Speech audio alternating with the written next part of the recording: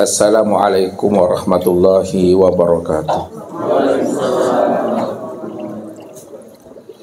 Alhamdulillah. Alhamdulillahilladzi nawwara qulubana binuri ma'rifati wal yakin wa adkhilna ma'al awliya'i wassolihin. Wassalatu wassalamu ala sayyidina Muhammadin Nabi Sayyidil Mursalin wa ala alihi wa sahbihi rasulillahi ajma'in. Wa qala Allahu ta'ala bil Qur'anil Karim, a'udzu billahi minasyaitonir rajim, bismillahirrahmanirrahim. Subhanallazi asra bi abdihi lailan minal masjidil haram ilal masjidil aqsa alladzi barakna haulahu linuriyahu min ayatina innahu was-sami'ul basir. Wa laqad ra'ahu nazlatan ukhra inda sidratil muntaha indaha jannatul ma'wa iz ya'sa sidrata ma ya'sa. Sadaqallahul azim. Bapak Ibu, saudara-saudaraku dan anak-anak kami, jamaah Tauhid Rabbani di mana saja berada, serta para muhibbin dan para pencari Tuhan yang dirahmati Allah. Bapak Ibu, saudara-saudaraku yang dirahmati Allah, ketika Allah Azza wa Jalla telah membukakan akan tabir rahasia dirinya kepada kekasihnya Habibullah Nabi Muhammad sallallahu alaihi wasallam, dan ketika itu pula lah baginda Rasul mengajarkan ilmu ma'rifat, ilmu tauhid ini kepada umatnya selama 13 tahun dalam memperkenalkan Allah itu kepada diri mereka.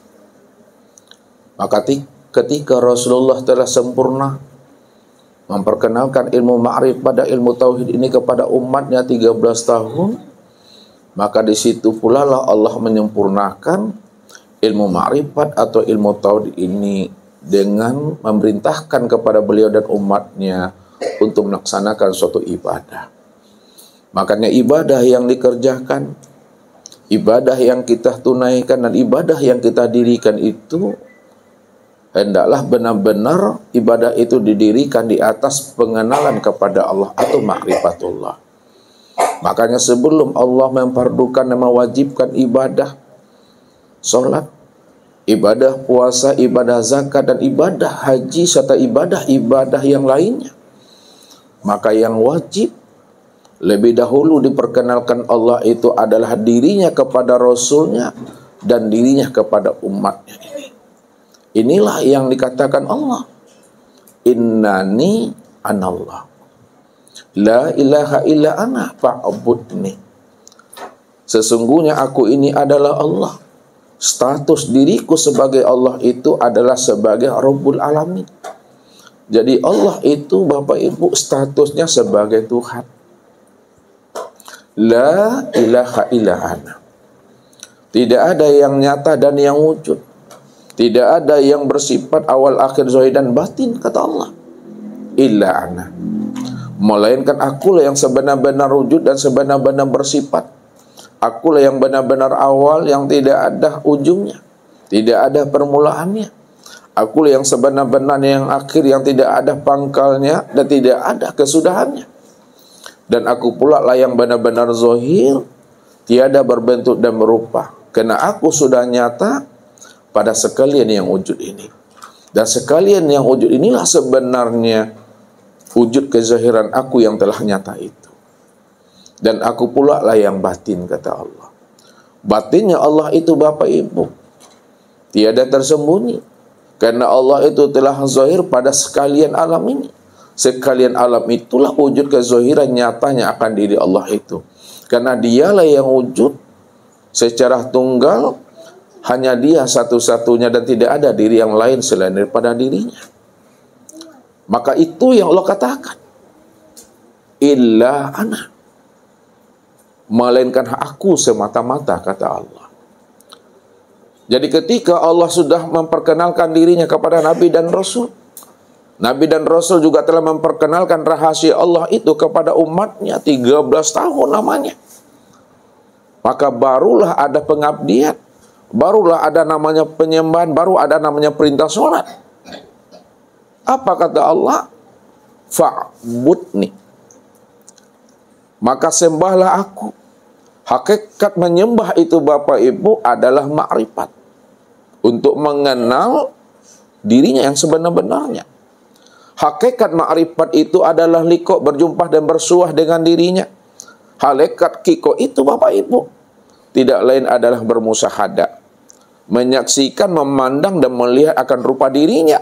Hakikat bermusahadah itu adalah bermuwajahah, adalah bertatap wajah dengan dirinya. Jadi kita bertatap wajah dengan Allah itu Bapak Ibu, dalam satu wujud, dalam satu rupa, dalam satu rahasia diri yang disebut namanya dengan insan. Maka setelah kita mengenal akan dirinya dengan pengenalan yang sempurna zahir dan batin, maka apa kata Allah? Wa aqimis sholata li zikri. Dirikanlah sholat itu, bukan tunaikan. Orang yang sudah mengenal akan Allah, maka Allah katakan dirikanlah sholat itu li zikri, untuk mengingat akan diriku. Makanya orang yang sudah mengenal Allah, orang yang sudah berliqa dengan Allah, orang yang sudah bermusahadah dan bermuwajahah dengan Allah dalam satu wujud, dalam satu rupa, dalam satu rahasia, disitulah dia bisa mengingat Allah itu Bapak Ibu. Mengingat akan zatnya, mengingat akan sifatnya, mengingat akan asma dan af'alnya pada wujud insan. Maka disitulah kita mesti mampu memahami siapa wujud insan itu, siapa rupa insan itu. Ini yang dikatakan oleh Allah melalui lisan Rasulnya. Khalaqal insan ala suratir rahman wa khalaqa Adam ka suratihi. Sesungguhnya insan itu dijadikan, diciptakan adalah untuk memandang akan rupa Ar-Rahman. Ar-Rahman itu adalah nama daripada dirinya. Kalaulah Ar-Rahman itu nama daripada dirinya, maka nama dengan dirinya itu benar-benar esa, satu wujudnya Bapak Ibu. Satu wujudnya, satu rupanya. Itulah nyata sebutannya disebut insan. Wa khalaqa Adam ka suratihi. Begitu juga lah Adam itu diciptakan dan dijadikan sesuai dengan rupa gambaran daripada dirinya sendiri. Maka ketika Bapak Ibu sudah mengenal dan memahami namanya Allah itu dengan pengenalan yang sempurna zahir dan batin, insya Allah Bapak Ibu, itulah yang disebut namanya sholat yang khusyuk, sholat yang sampai. Sholat yang khusyuk dan sholat yang sampai itu Bapak Ibu, sholat yang sudah melihat, memandang dan menyaksikan Allah itu pada diri insan. Diri insan itu adalah diri Bapak Ibu. Walaupun diri insan itu Ustaz katakan diri Bapak Ibu, namun diri Bapak Ibu bukanlah kenyataan diri Bapak Ibu. Akan tetapi kenyataan diri Bapak Ibu itu tiada lain adalah dia semata-mata. Maka peristiwa kesempurnaan salat ini yang diambil oleh baginda Rasul Nabi Muhammad sallallahu alaihi wasallam, inilah yang disebut dan dikenal namanya peristiwa Isra dan Mi'raj baginda Rasul Nabi Muhammad sallallahu alaihi wasallam. Maka banyak rahasia yang tersembunyi dan terkandung di dalam peristiwa Isra dan Mi'raj itu Bapak Ibu. Karena Isra dan Mi'raj itu telah dicontohkan oleh baginda Rasul kepada umatnya. Kalaulah baginda Rasul telah mencontohkan berisra Mi'raj, maka kita sebagai umatnya mesti setiap waktu, mesti setiap saat kita ini bermi'raj kepada Allah Subhanahu wa taala. Makanya Rasulullah itu adalah sebagai contoh, Rasulullah itu adalah sebagai uswah, teladan yang terbaik bagi diri kita ini. Siapa yang ingin bermi'raj kepada dirinya, apa kata Allah? Laqad kana lakum fi Rasulillahi uswatun hasanah liman kana yarjullaha. Sesungguhnya diri Rasulullah itu terdapat contoh dan teladan yang terbaik bagi dirimu. Tentu bagi orang-orang yang ingin bermi'raj, bagi orang-orang yang ingin berliqah, berjumpa dan bersuah dengan Rabb-nya. Makanya baginda Rasul Sallallahu Alaihi Wasallam menjadi contoh dan teladan buat diri kita ini. Makanya Bapak Ibu, tidak ada satupun manusia yang mampu mengenal Allah tanpa wasilah Muhammad. Maka kenalilah hakikat Muhammad itu yang sebenar-benarnya. Ada Muhammad secara zahir dan ada pula Muhammad secara batin. Nah, kalau kita pahami makna Muhammad secara makna hakiki, itu maknanya adalah Nur Muhammad. Jadi sekalian alam, sekalian yang wujud ini, itu disebut adalah Muhammad. Akan tetapi kesempurnaan Muhammad pada segala yang wujud itu disebut namanya insan. Bahwa sekalian insan ini disebut namanya Muhammad. Namun yang dipilih menjadi nabi dan rasul itu hanyalah satu, yaitu Nabiuna Muhammad Sallallahu Alaihi Wasallam, yang punya ayah, yang punya ibu, yang lahirnya di Makkah, wafatnya beliau itu di Madinah. Maka beliaulah sebagai uswah dan contoh bagi umat ini. Walaupun beliau telah berpulang ke rahmatullah, namun akan hakikat dirinya itu tetap abadi Bapak Ibu. Ya. Kenapa tetap abadi? Karena ruhnya itu tiada lain adalah Muhammad juga Bapak Ibu. Maka sempurnalah zahir dan batin itu pada diri beliau. Dan walaupun Bapak Ibu tidak bernama Muhammad, namun rahasia hakikat diri Bapak Ibu juga dikatakan Muhammad. Siapa Muhammad itu? Ini yang Allah katakan, wa ja'alulahu min ibadihi juz'an, bahwa sesungguhnya Muhammad itu bahagian daripada diri Tuhan itu sendiri. Kalaulah Muhammad itu bahagian daripada diri Tuhan, tajalli daripada diri Tuhan, itu maknanya tiada lain adalah Tuhan itu sendiri Bapak Ibu. Ini yang mesti kita pahami. Ya. Muhammad yang ada pada diri kita masing-masing ini. Qad ja'akum rasulun min anfusikum. Telah datang kepada kamu seorang rasul dari dirimu sendiri. Mana yang dikatakan rasul? Rasul itu maksudnya utusan. Utusan Allah yang bernama Muhammad pada diri Bapak Ibu disebut namanya dengan ruh. Maka kalau boleh dikatakan secara makna hakikatnya, ada Muhammad yang secara qadim, ada Muhammad secara baharu. Muhammad secara qadim itu yang disebut namanya dengan ruh. Muhammad secara baharu itu yang disebut namanya dengan tubuh. Namun Bapak Ibu tidak boleh bertahan pula kepada tubuh. Pandang tilik rahasia hakikat daripada tubuh itu juga asalnya adalah Nur Muhammad. Jadi tubuh ini asalnya Nur Muhammad, ruh itu juga asalnya Nur Muhammad. Berarti tubuh dan ruh ini yang disebut namanya Muhammad. Nah, siapa Muhammad? Muhammad itulah rahasia ilahi. Muhammad itulah rahasia Allah. Atau boleh juga dikatakan Bapak Ibu, Muhammad itu sifatnya Allah, Allah itu adalah zatnya Muhammad. Muhammad itu tubuhnya Allah, dan Allah itu ruhnya Muhammad. Begitulah kita memahami dua nama tapi satu diri. Ya. Dua rupa satu diri. Satu wujud.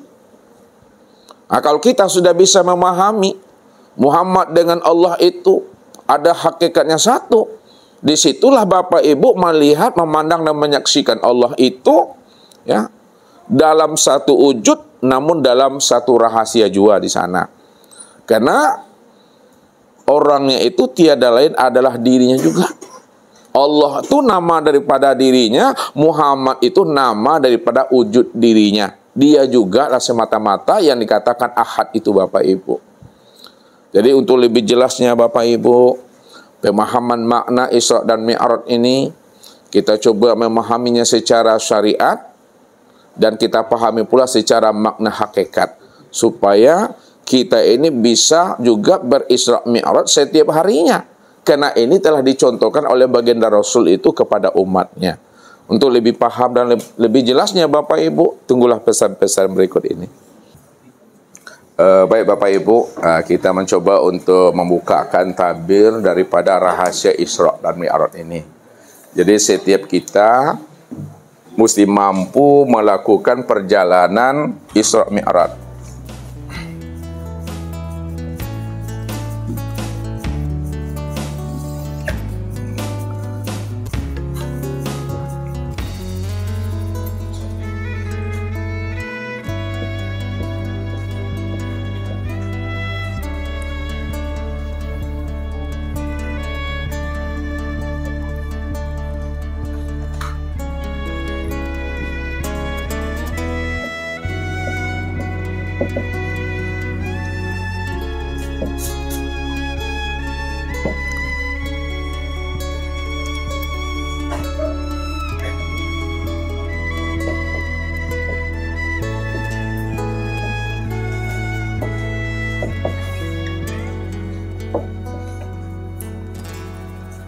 Jadi proses Isra dan Mi'raj itu Bapak Ibu diawali dengan suatu sebab. Likuli say'in bisababihi. Tiap-tiap sesuatu itu pasti ada sebabnya. Tak mungkin Nabi itu diperjalankan oleh Allah tanpa diawali dengan sebab. Namun orang yang sudah beriman, orang yang sudah putus pandangannya kepada Allah, di mana mereka juga tidak mau bertuhan kepada sebab. Akan tetapi bertuhanlah kepada Allah yang menciptakan sebab. Karena setiap peristiwa yang terjadi pada diri Rasulullah dan termasuk pada diri kita ini Bapak Ibu, itu tidak pernah ada kebetulan. Semuanya itu sudah tertulis dengan sempurna, awal sampai akhir, zahir sampai batin. Jadi kehidupan yang kita lalui ini, kita menjalani ketetapan takdir yang telah Allah tuliskan kepada diri kita masing-masing. Dan catatan takdir itu juga telah dikalungkan pada lehernya Bapak Ibu. Coba perhatikan Bapak Ibu. Apa kata Allah? Wa kullal insan alzamnahu ta'ira fi unukihi. Setiap diri manusia, setiap kita itu telah dikalungkan catatan kitab luh itu pada lehernya masing-masing. Itu artinya setiap saat, setiap waktu perjalanan kita sampai habisnya usia umur kita, itu semuanya telah sempurna. Ini yang dijelaskan oleh baginda Rasul kepada kita. Kataballahu maqadiral khalaiq qabla ayakhluqas samawati wal ardi khamsina alfasana. Allah telah menuliskan ketetapan takdir itu. Masing-masing diri kita ini itu 50.000 tahun sebelum adanya alam semesta.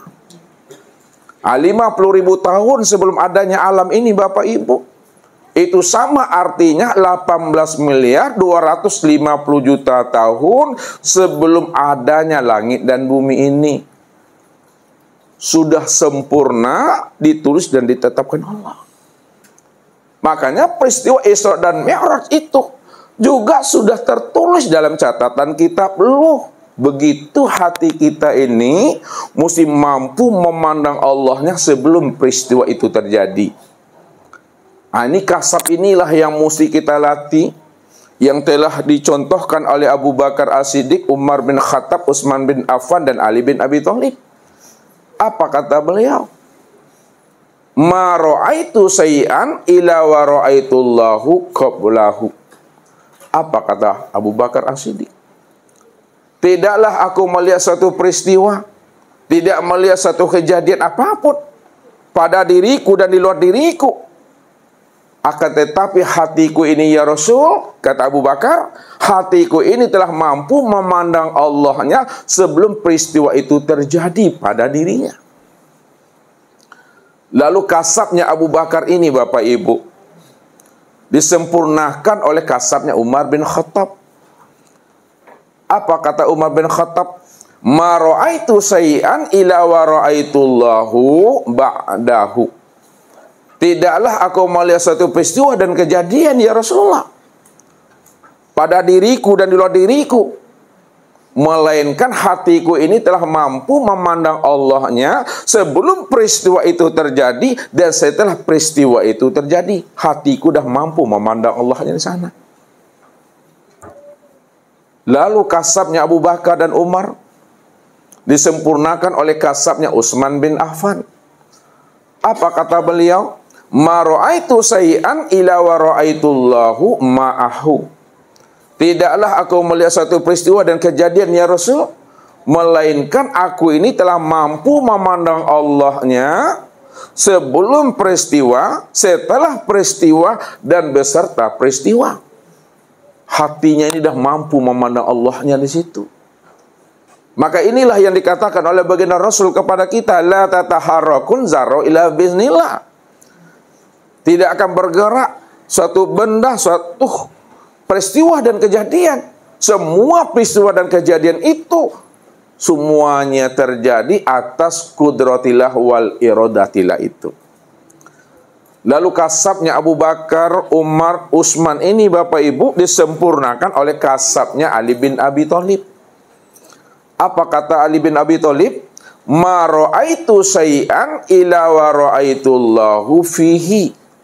Tidaklah aku melihat suatu peristiwa dan kejadian ya Rasulullah, di mana hatiku ini mampu memandang Allahnya sebelum peristiwa, setelah peristiwa, beserta peristiwa, dan meliputi semua peristiwa. Hatiku ini mampu memandang Allahnya yang lampau, sekarang maupun yang akan datang. Makanya peristiwa Isra dan Mi'raj itu Bapak Ibu bukan suatu peristiwa dan perkara yang baru. Akan tetapi Isra dan Mi'raj itu suatu perkara yang sudah lama dituliskan Allah, yang sudah berada dalam catatan kitab Luh itu, yang ada pada diri Rasulullah. Namun untuk menzahirkan suatu peristiwa Isra dan Mi'raj, inilah yang disebut namanya suatu peristiwa yang dikatakan sebab. Namun Rasulullah tidak pernah bertuhan kepada sebab, akan tetapi beliau tetap bertuhan kepada yang menciptakan sebab. Yang menciptakan sebab, yang menciptakan peristiwa, yang menjadikan masa itu adalah Allah. Ana ad-dahar. Aku adalah masa, aku ada peristiwa, aku adalah sebab, kata Allah. Jadi pandangan hati kita,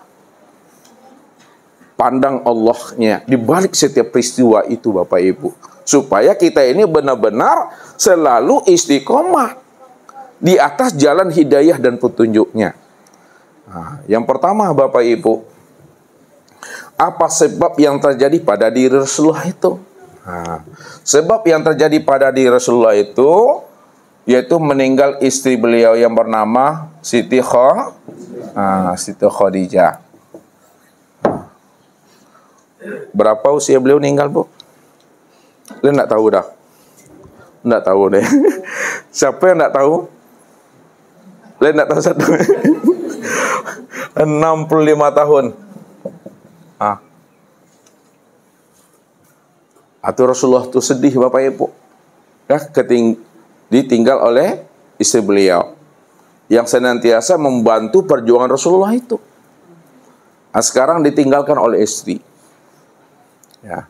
Namun Rasulullah Bapak Ibu, ya, di dalam kesedihannya itu dia tetap berdakwah.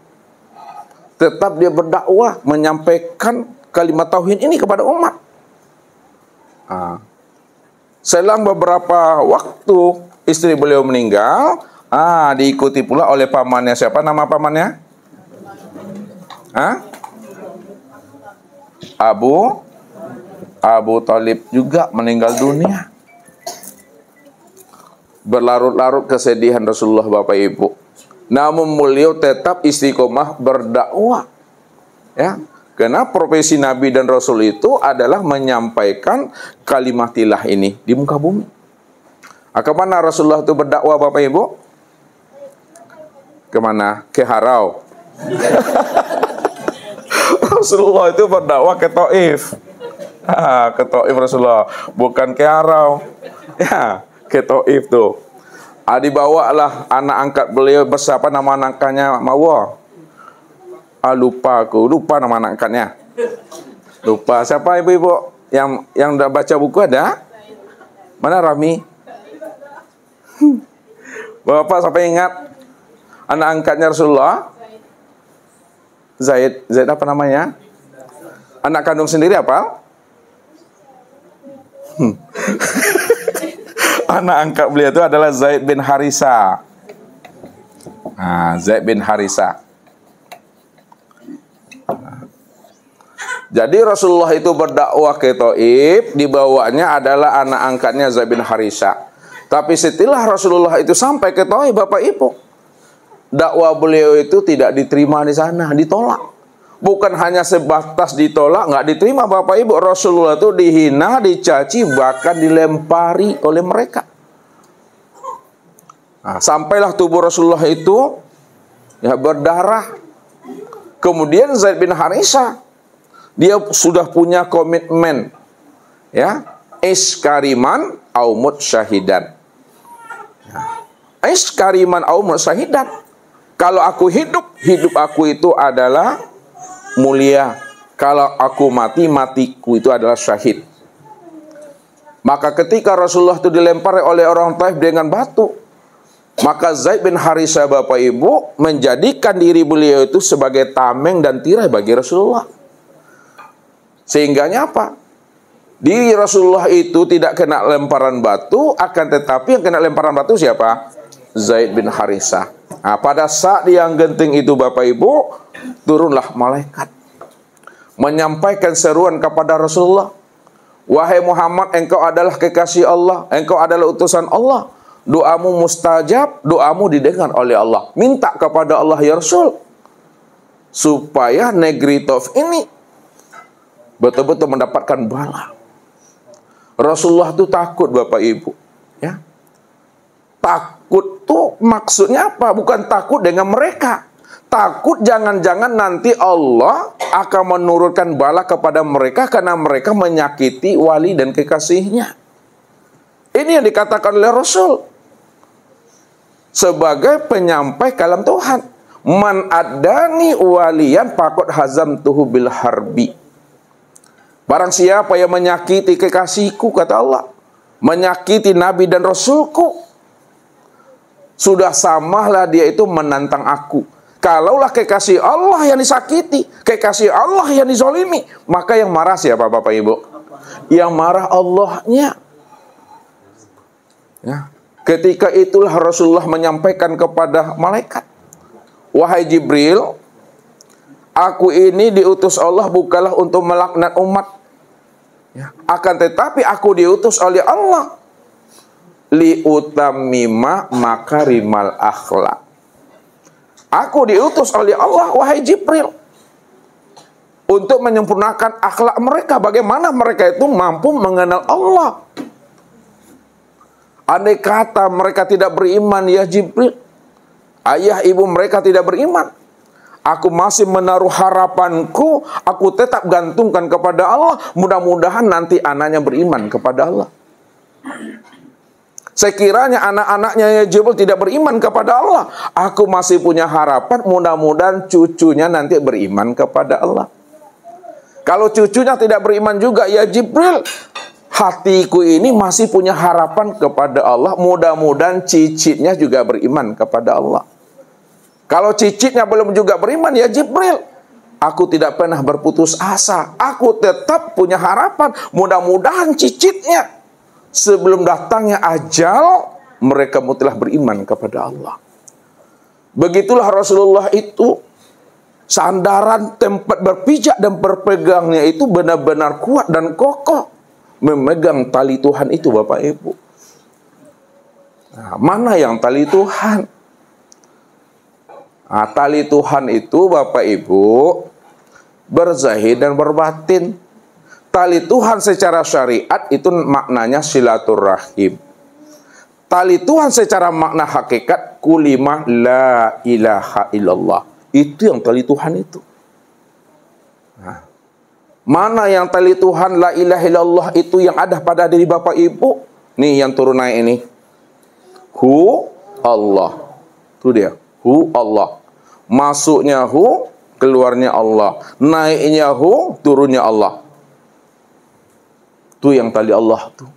Tali rahasia yang ada di dalam diri kita, penghubung rohani ini dengan Tuhan.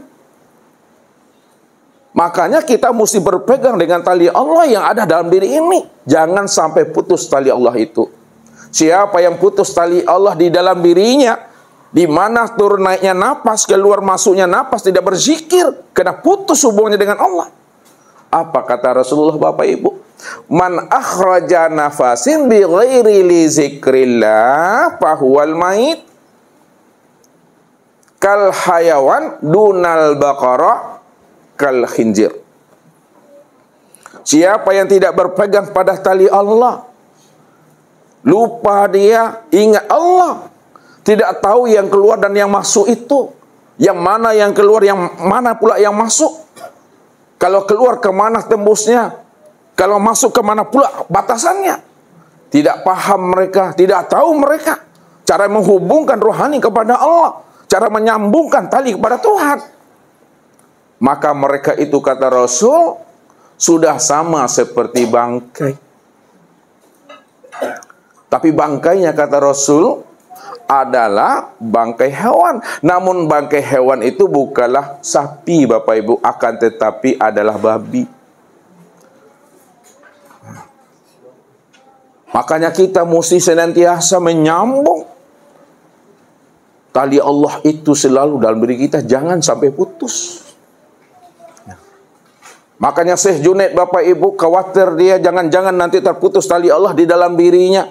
Sampai-sampai beliau itu menghukumkan dirinya di tengah-tengah umat itu. Apa maknanya? Apabila hatiku ini lupa, hatiku ini lalai mengingat Allah walaupun sesaat, aku hukumkan diriku ini adalah murtad. Dihukumkannya dirinya kafir. Karena takut dia, Bapak Ibu. Sebab kalau lupa kita kepada Allah, itu terputus tali Allah. Ketika itu, kata Rasul, mereka itu adalah bangkai. Bangkainya bukan bangkai hewan, bukan bangkai sapi, akan tetapi adalah namanya babi itu. Ini yang mesti kita pahami. Makanya Rasulullah tetap selalu menghubungkan batinnya. Disitulah Nabi itu bisa memahami dan mengambil iktibar. Sesungguhnya Rasulullah itu yang menguji beliau itu adalah Allah. Allah yang menguji beliau, Allah yang menguji sahabatnya Zaid bin Harithah. Namun nampak wujudnya pada si A, si B, dan si C. Disitulah Nabi itu mampu berlaku sabar karena beliau mampu memandang Allahnya di balik rupa wajah si A dan si B itu. Namun orang kafir Quraisy, orang Taif, Bapak Ibu, kenapa beliau menempar Rasulullah? Karena beliau tidak mengenal siapa dirinya dan mereka juga mengenal akan Tuhannya. Akan tetapi kalau mereka mampu memahami akan rahasia dirinya, dia mampu mengenal Tuhannya yang telah wujud dan nyata pada dirinya, maka Rasulullah itu bukan dilemparnya, Bapak Ibu. Rasulullah itu dirangkulnya, dipeluknya. Tapi mereka telah mampu memahami akan rahasia dirinya. Ulaika fi dolalim ba'id wa ulaika fi dolalim mubin, kata Allah. Mereka telah berada pada kesesatan yang jauh dan sesat mereka itu telah benar-benar nyata, kata Tuhan. Tapi karena Nabi adalah sebagai contoh uswatun hasanah bagi umat ini, beliau mampu memandang Allahnya di balik itu. Sebab kalau mereka itu tidak nyata kudratnya Allah pada diri mereka, tidak nyata iradatnya Allah pada diri mereka, tidak nyata sama basar kalamnya Allah pada diri mereka, dan kalau tidak nyata hayatnya Allah pada diri mereka, maka mereka tidak akan pernah mampu mengambil batu lalu melemparkannya. Maka inilah rahasianya Allah katakan, wa ma ramaita iz ramaita walakinnallaha rama. Tidaklah mereka melempar, tidaklah engkau melempar, tidaklah dia melempar, hai Muhammad. Ketika mereka melempar, sebenarnya yang melempar itu pada mereka, pada dirimu, pada dia. Itu sebenarnya adalah aku. Wa fi anfusikum afala tubsirun, kata Allah. Aku ini telah wujud dan nyata pada diri mereka. Aku ini telah wujud dan nyata pada dirimu. Kenapa tidak kamu pahami siapa sebenarnya dirimu itu, kata Allah. Namun Rasulullah bisa memahaminya, Bapak Ibu. Ketika Rasulullah mampu memahami, yang melempar itu tiada lain adalah Dia yang punya kudrat, yang punya iradat, yang punya sifat itu. Maka Rasulullah pun, walaupun harimau di dalamnya, Bapak Ibu, kambiang juga keluarnya itu. Ya, apa maknanya? Disitulah Rasulullah itu berdoa, Allahumma hdi qaumi fa innahum la ya'lamun. Wahai Allah, berilah mereka petunjuk ya Allah. Bimbing mereka ya Allah, tuntun mereka ya Allah, bukakan rahasia diri mereka ya Allah, sehingga mereka mampu mengenal akan dirimu ya Allah, yang telah wujud dan nyata pada diri mereka ya Allah. Karena mereka belum memahami ya Allah, mereka belum berilmu ya Allah. Begitu Rasulullah itu, Bapak Ibu. Ya, Bapak Ibu boleh taluk mau dia itu. Lain nak taluk dah. Ya, kadang senyawa dicaci di kawan, dihina di kawan, kadang awak sumpainya. Mati belantak lah pajak tu. Mati belantak. Lalu di mana letak rahmatan fil alaminnya lagi itu? Di mana letak rahmatan lil alaminnya? Kalau kita mendoakan yang tak baik itu. Ya. Makanya orang yang mengenal Allah dan mengenal Muhammad yang sudah nyata pada diri mereka, maka tetap mereka mampu memberikan yang terbaik. Kalau tidak, Bapak Ibu, jangan-jangan Allah akan menurunkan bala kepada mereka. Makanya Rasulullah itu digodanya Tuhan itu, dirayunya Allah itu, Bapak Ibu. Kenapa Rasulullah itu menggoda dan merayu Tuhan? Supaya Allah tidak menimpakan bala kepada masyarakat Taif itu. Takut Rasulullah. Karena kekasih Allah yang dilemparinya, kekasih Allah yang dizoliminya. Takut Rasulullah jangan-jangan nanti turun bala kepada mereka. Cepat-cepat Rasulullah itu merayu Tuhan. Akhirnya bala tidak turun kepada mereka, Bapak Ibu. Nah, Rasulullah. Dakwah beliau ditolak. Akhirnya beliau pulang kampung, Bapak Ibu. Di mana kampung Rasulullah itu, Bapak Ibu? Pariaman, Pak. Ada Pariaman loh, Bapak Ibu. Ndak lu suli aja dah. Kampung Rasulullah itu di mana ini? Di mana kampung Rasulullah itu? Di Padang, Pak? Di mana? Di Makkah. Iya. Kampung Rasulullah itu ndak di Padang, ndak di Pariaman, ndak di Suriaya, tapi di Makkatul Mukarramah. Balik Rasulullah pulang kampung, Bapak Ibu. Rupanya orang kafir Quraisy itu, Bapak Ibu, ya, dia hati minta jantung rupanya, manti kolonyek. Tahu manti kolonyek tuh? Jadi perangainya, ya. Akhirnya apa terjadilah namanya pembaikotan, Bapak Ibu. Semua bahan pokok kebutuhan harian, ya, itu ditahan oleh mereka. Asal namanya kaum muslimin umatnya Rasulullah, yang gandum bahasa kitanya beras sekarang, itu tidak boleh diperjualbelikan kepada kaum muslimin itu. Terjadi pembaikotan itu. Berapa tahun lamanya, Bapak Ibu? 2 tahun lamanya itu prosesnya. Tapi karena mereka itu sabar, karena mereka menunggu datangnya pertolongan Allah, disitulah dibukakan Allah rahasia-rahasia hidup ini kepada diri mereka. Bahwa Allah sedang menguji mereka dengan sifat jalalnya. Allah menguji mereka dengan sifat narnya. Sehingga mereka sabar dan istiqomah dalam melalui cerita Tuhan itu.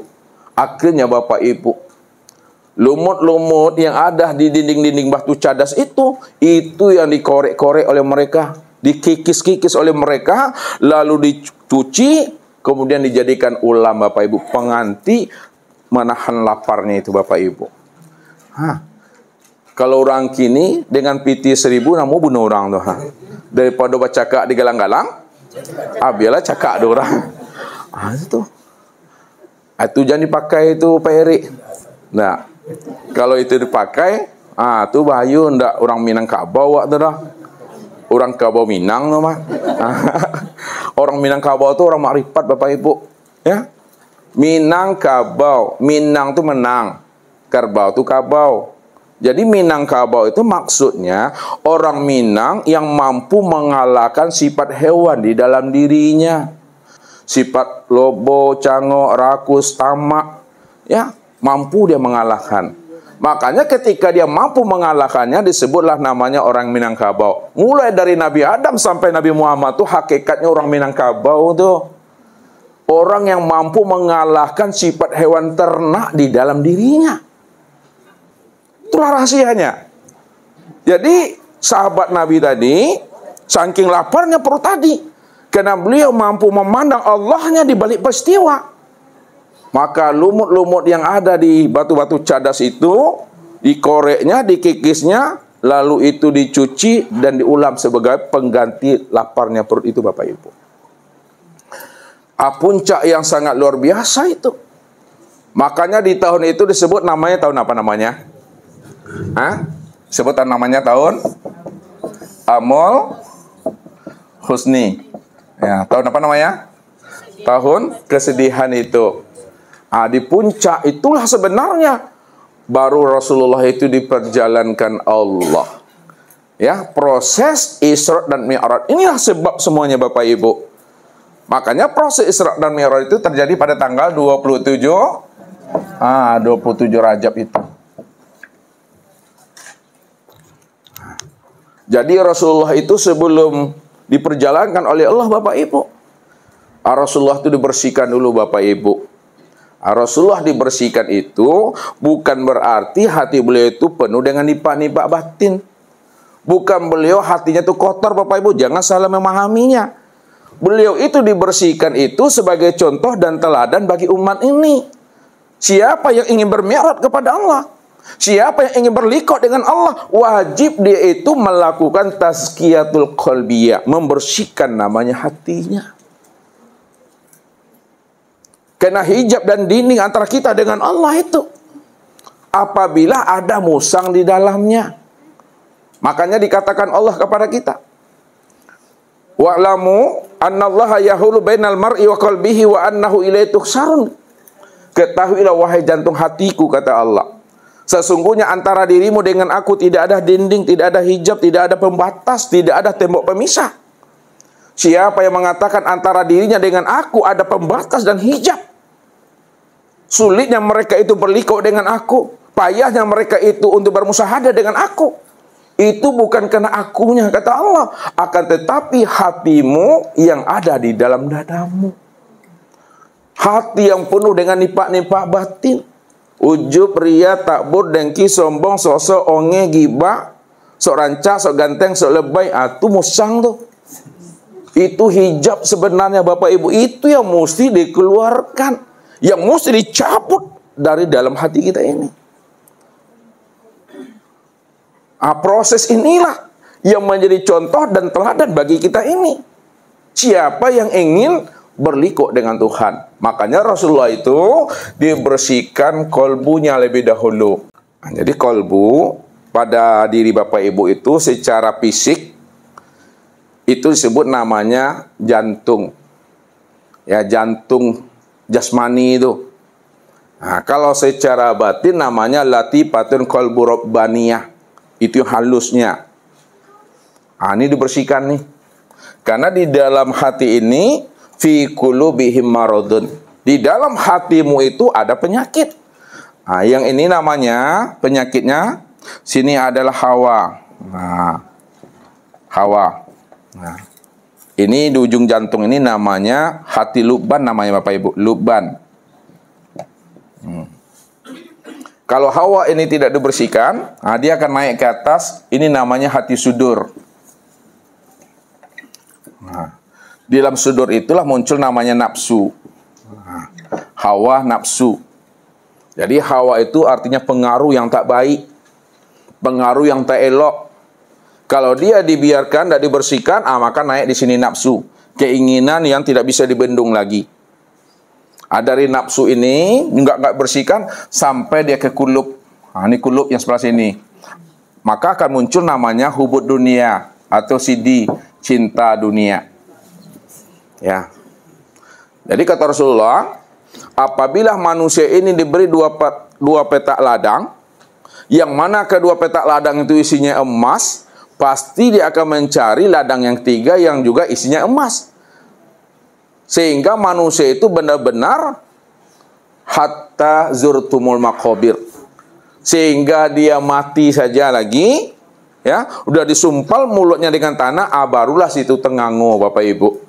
Barulah dizahirkan Allah, wa husila ma fis sudur. Allah akan zahirkan apa yang ada di dalam dadanya itu.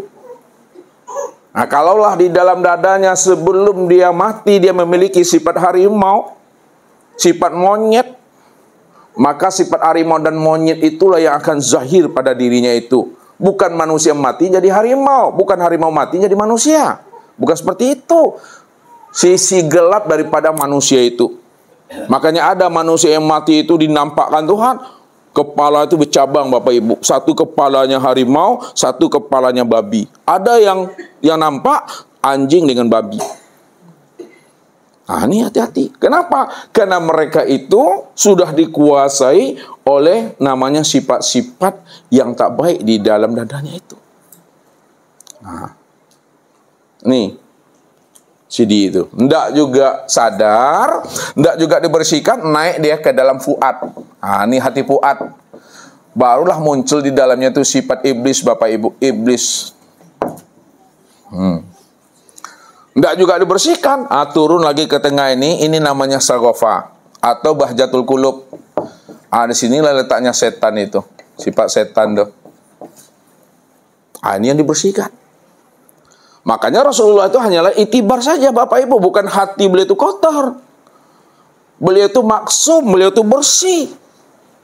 Cuma menjadi pelajaran bagi kita, siapa yang ingin bermi'raj mesti bersihkan hatinya. Makanya Rasulullah contoh dan teladannya. Berapa kali Rasulullah itu dibersihkan hatinya oleh Allah? Yang pertama umur berapa? Ya, usia 4 tahun. Yang kedua 10 tahun. Yang ketiga 15 tahun. Yang keempat 40 tahun. Yang terakhir 51 tahun. Dibersihkan nih. 51 tahun itu sebelum beliau akan melaksanakan Isra dan Mi'raj itu. Itu 51 tahun tuh Bapak Ibu. Dibersihkanlah hati beliau. Nipak-nipak batin. Setelah dibersihkan, barulah dimasukkan namanya ilmu hikmah ke dalamnya. Ilmu hikmah. Ya, ilmu hikmah itu sini hawa ini hilang, maka dimasukkanlah di sini namanya cahaya iman. Iman masuk dalamnya. Makanya Allah katakan, walakinnallaha habbaba ilaikumul imana wa zayyanahu fi qulubikum. Akan tetapi Allah lah yang membuat hatimu itu cinta dengan keimanan, dan Allah pula lah yang membuat keimanan itu betul-betul berurat, berakar, tertanam di dalam hatimu. Makanya orang yang telah hidup cahaya iman dalam lubangnya, maka muncul namanya mahabbah itu. Sebagai bukti mahabbahnya dia tadi, maka sifat nafsu ini akan hilang. Dari iman ini naik dia ke sudur, nafsu hilang, maka bergantilah namanya dengan cahaya Islam. Islam, orang yang senantiasa selamat tunduk patuh kepada Allah. Jadi maknanya, siapa yang ingin selamat, maka laksanakanlah ajaran Muhammad itu. Itulah orang yang berserah diri kepada Allah. Orang yang senantiasa memahami kulima la ilaha illallah. Maka Islam itu ada berapa hurufnya tuh? Alif, Sin, Lam, Mim. Ini bukan ilmu otak-atik ini Bapak Ibu. Bukan ilmu cocologi ini. Ya, wa bi ayatin wa harfin minal Quran hikmah. Setiap ayat, setiap huruf, setiap titik dari Al-Quran itu ada rahasia dan ada hikmahnya. Alif ini maknanya Allah. Sin itu maknanya salamun. Lam itu maknanya la ilaha illallah. Mim itu maknanya Muhammad Rasulullah. Jadi orang yang Islam itu maknanya Allah menyelamatkan orang-orang yang mengamalkan la ilaha illallah Muhammad Rasulullah. Itu yang Islam itu. Ingin selamat, laksanakan ajaran Muhammad tuh. Baru kita menjadi orang yang penurut Bapak Ibu. Tuh. Islam. Nah, kemudian sifat kulub ya, yang ada di dalamnya cinta dunia, ini akan hilang. Maka muncullah di dalam kulub ini namanya tawakal. Itu tawakal. Makanya Allah katakan, fa iza azamta fatawakal 'alallah. Wa may yatawakkal 'alallah fa huwa hasbuh. Apabila sudah sempurna azammu, sudah kuat niatmu, kamu telah berikhtiar, kamu telah berusaha, maka serahkan hasil usaha dan ikhtiarmu itu kembali kepada aku, kata Allah. Siapa yang menyerahkan kepada aku, bahwa aku yang akan jamin, kata Allah. Jadi ketika kita ini telah serahkan diri kita kepada Allah zahir dan batin, maka muncullah sifat tawakal itu. Zahir batin Bapak Ibu menyerahkan. Jangan Bapak Ibu ragu kepada Allah. Karena Allah dah katakan, bukti orang yang cinta sejati, kata Allah. Buka surat Jin ayat 13 angka jitu tuh. Fa may yu'min bi rabbih fala yakhafu bahsa wala rahaqa. Siapa yang benar-benar cinta kepada aku, benar-benar rindu kepada aku, dia sudah mengenal aku, kata Allah. Fala yakhafu bahsa wala rahaqa. Dia tidak pernah khawatir kalau aku kurangi kebaikan pada dirinya, dan dia juga tidak akan pernah takut kalau aku timpakan, aku berikan dosa kepada dirinya. Itu orang cinta sejati. Karena hidupnya ini benar-benar hanyalah menunjukkan keimanan dan kepatuhan dirinya kepada Allah. Itu Bapak Ibu, serahkan. Jadi jangan bimbang, jangan ragu dengan jaminan dan kemampuan Allah. Jangan khawatir kita ini dengan janji Tuhan. Nah, kadang kita nih ragu juga dengan Allah Bapak Ibu, itu yang payahnya. Percaya lai, yakin tidak, yakin lai, apa jauh tidak, itu baru goro-goro dengan Tuhan namo itu. Itu yang payah itu. Ya, kita dalam berdoa menyerahkan diri kepada Allah. Tapi di balik doa itu kita patui-patui Tuhan di situ. Lihat tahu di patui-patui, di jangka-jangka galang-galang Tuhan tuh. Aku serahkan hidupku ya Allah, diriku kepadamu zahir dan batin ya Allah. Tapi maunya aku seperti ini ya Allah. Itulah ngatur Tuhan tuh. Banyak orang berdoa gitu, katanya dia berserah diri kepada Allah. Rupanya dia memaksa Tuhan di situ. Kalau Allah dipaksa Bapak Ibu, siapa yang jadi Tuhan leh?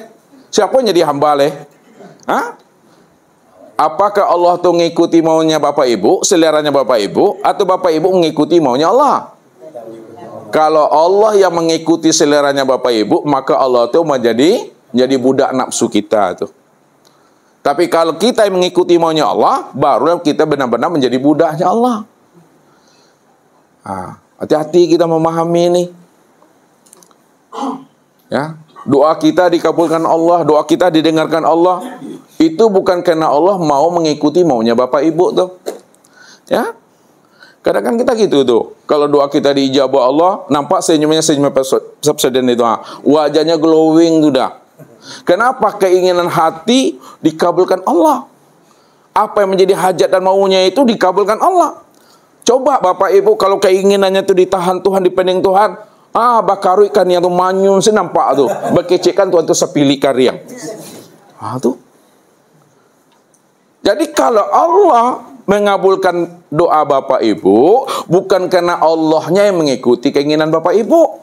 Akan tetapi kalau doa kita didengar oleh Allah, diijabah oleh Allah, karena waktu dan masa yang Allah tentukan itu, waktu dan masa yang Allah janjikan itu sudah sampai masanya.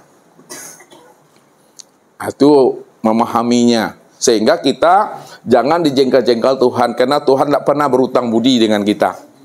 Ya, artinya rajin pun kita Bapak Ibu, butuh tidak Allah dengan ibadah kita ini? Tidak. Kalau Allah tidak butuh dengan amal Bapak Ibu, kenapa Bapak Ibu beramal? Kenapa Mak Uwa beramal kalau Allah tak butuh? Itu dia. Kita disuruh Allah beramal bukan karena ada kepentingan Tuhan di dalamnya. Akan tetapi kita disuruh Allah beramal, Allah ingin melihat sejauh mana keimanan dan kepatuhan kita kepada Allah setelah kita mengatakan anta rabbi wa ana abduka. Engkau adalah Rabbku dan aku adalah hambamu ya Allah. Jadi Allah melihat sejauh mana keimanan kamu kepada aku Tuhan. Itu maknanya. Ya, ini telah bersih, udah masuk tawakal. Ketika telah bersih dan telah masuk tawakal dalam kulub, maka sifat iblis ini pun akan hilang Bapak Ibu. Maka yang di dalam fuad itu yang muncul adalah nur ma'rifat. Ini nur ma'rifat tuh. Orang baslun juasnya itu berbaik sangka selalu dia kepada Allah. Ya, karena dia sudah tahu itu adalah rencana Tuhan tuh. Bapak Ibu punya rencana? Enggak. Jadi siapa yang punya rencana? Siapa yang memutuskan rencana? Allah yang punya rencana dan Allah pula yang memutuskan rencana. Terbalik kalau kita memahaminya secara syariat. Kalau secara syariat kita punya keputusan. Nah, itu rencana di tangan awak, keputusan di tangan Allah. Itu syariat, itu cara membacanya. Kalau di hakikat, rencana di tangan Allah, keputusan juga di tangan Allah tuh. Ya, ini memahaminya makrifat itu mengalir dia. Nah, kalau sudah makrifat, barulah hilanglah sifat setan di dalam dada ini, di bajul kulub, maka muncullah namanya nur. Itu dia. Inilah orang yang dalam limpahan nur itu Bapak Ibu. Ya, orang yang sudah bersama Allah itu dah. Ini yang terjadi pada diri Rasulullah. Ya. Setelah dimasukkan namanya iman, Islam, tawakal, ya, ma'rifat dan nur, barulah Rasulullah itu dipersiapkan kendaraannya. Baru akan melakukan namanya Isra. Nih. Isra itu artinya perjalanan malam. Maksud perjalanan malam itu Bapak Ibu, Rasulullah itu berjalan dari kegelapan hati manusia itu untuk menemui Allahnya, untuk mendapatkan nur, minazulumati ilan nur, dari gelap kepada cahaya. Tuh. Dipersiapkan nama kendaraannya apa? Barkun. Burak. Barkun ini apa artinya? Barkun itu artinya kilat. Maksudnya kendaraan Nabi menemui Allah itu adalah kendaraan yang secepat kilat Bapak Ibu. Ya. Disinilah digambarkan ya oleh seorang pelukis yang ternama. Ya. Dia menggambarkan burak itu seperti kuda seberani. Kuda secara syariat nih Bapak Ibu. Secara syariat kuda seberani itu kayak apa tuh? Kuda putih. Kuda putih yang bersayap. Ya. Kemudian ekornya kayak burung merah, kepalanya manusia. Itu sebenarnya menceritakan dan menggambarkan gambaran daripada kecepatan kendaraannya itu. Ya. Kalau sekarang bukan kuda seberani, es kuda.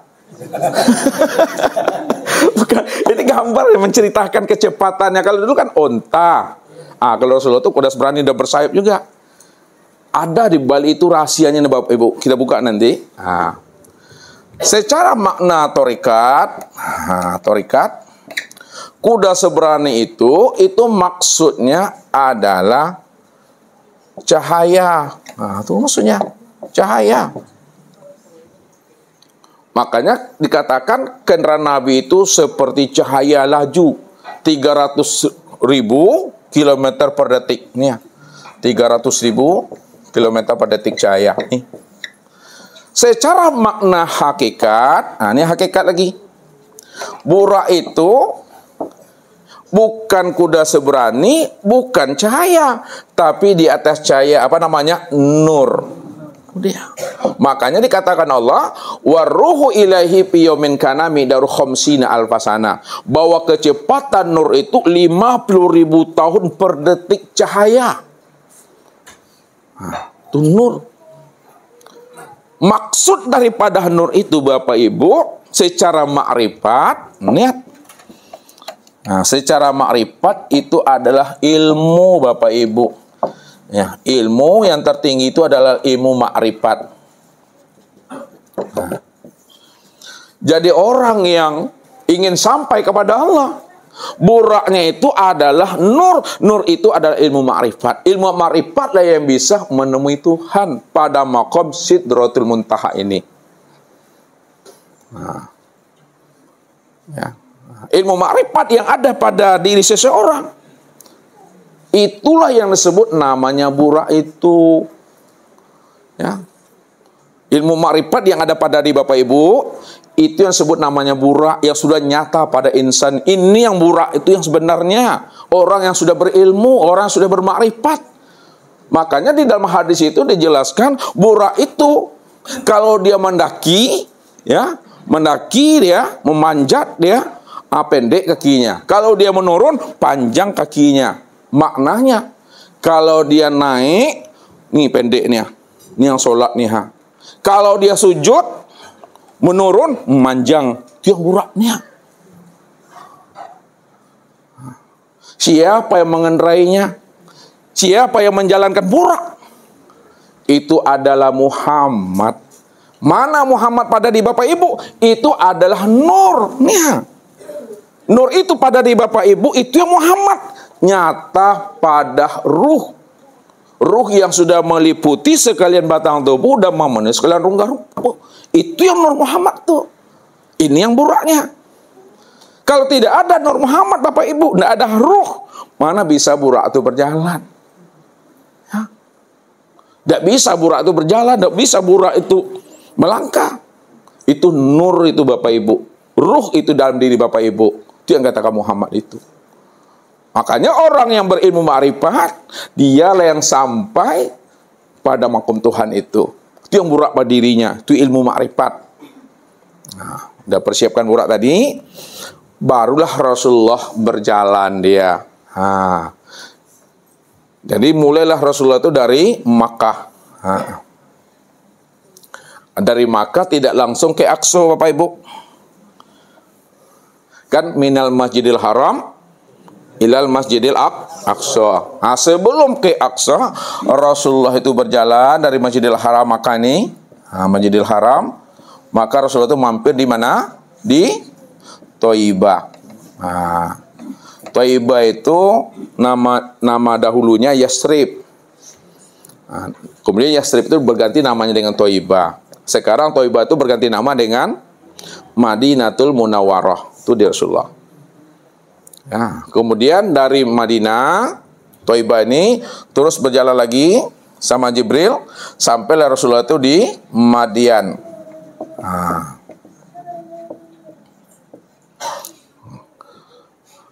Ya, dari Madian Rasulullah terus melanjutkan perjalanan sampai Rasulullah itu di Tursina. Dari Tursina barulah Rasulullah itu berhenti namanya di Bethlehem, Baitul Lahmun. Bethlehem atau nama sekarang itu Nazaret, tempat kelahiran Nabi Isa. Dari situlah baru sampai Rasulullah ke Aqsa. Jadi perjalanan dari Makkah ke Aqsa ini yang disebut Isra. Nah, apa perjalanan di sana Bapak Ibu? Perjalanan Rasulullah itu Isra itu perjalanan masa depan. Perjalanan melihat masa depan itu. Buktinya Rasulullah melakukan perjalanan dunia masa depan, maka terlihatlah oleh Rasulullah umatnya nanti yang akan terjadi di akhir zaman itu. Itu dia. Semua itu diperlihatkan Allah. Ada yang umatnya gunting-gunting lidahnya, ada yang mukul-mukul kepalanya, ada yang berjalan itu, ya, kakinya ke atas, tangannya ke bawah, terbalik. Ada yang dikiaskan seperti orang menanam pokok, lalu berbuah, dipanen lagi, berbuah lagi. Itu dikiaskan kepada umatnya yang senantiasa berjihad di jalan Allah. Dan proses ini pula lah Rasulullah itu dikejar namanya oleh jin Ifrit, jin Tomang. Tahu jin Ifrit? Ketika Rasulullah dikejar oleh jin Ifrit, Ketika itu Rasulullah bertanya kepada Jibril, wahai Jibril, itu makhluk apa ya Jibril yang mengikuti kita dari tadi, dari awal perjalanan? Ketahuilah ya Rasulullah, yang mengikuti kita itu namanya jin ifrit, bahasa ustaznya jin tomang.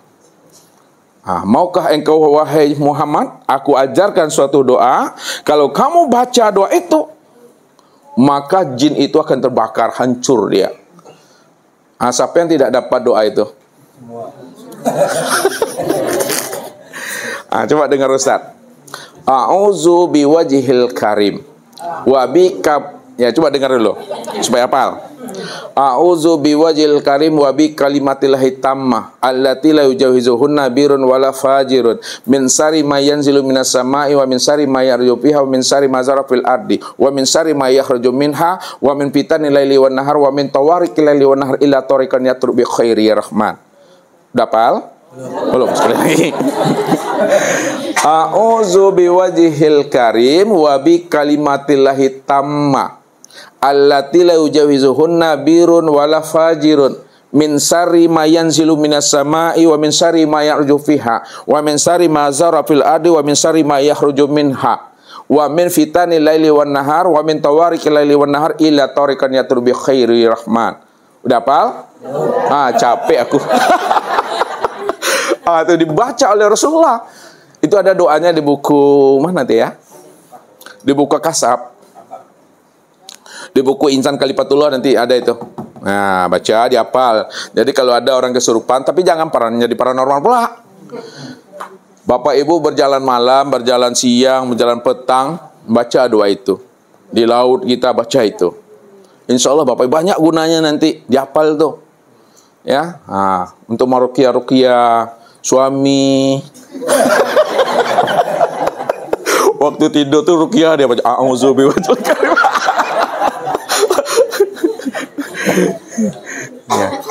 Ya, itu Bapak Ibu ya, dihafal itu. Itu terbakarlah jin tadi. Rasulullah terus melanjutkan perjalanan, sampailah Rasulullah di Aqsa ini.